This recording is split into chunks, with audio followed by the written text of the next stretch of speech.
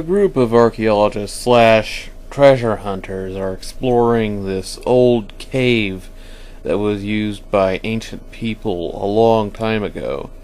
They are trying to find a treasure, and they end up releasing some kind of creature that is invisible. I guess it saves on the costume budget, but yeah. It's I don't know. I get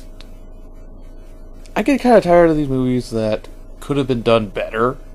I will admit that the ending comes out of nowhere as a great surprise, but you gotta sit through a long and boring horror film, and the invisible monster isn't so much clever as it's just lazy.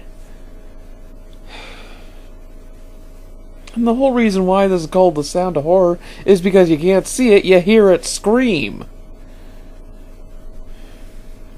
It's a negative 0.5 out of 5.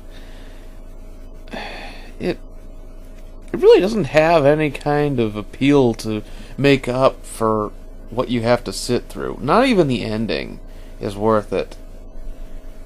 There are plenty of other movies to watch, and somewhere you actually get to see a monster.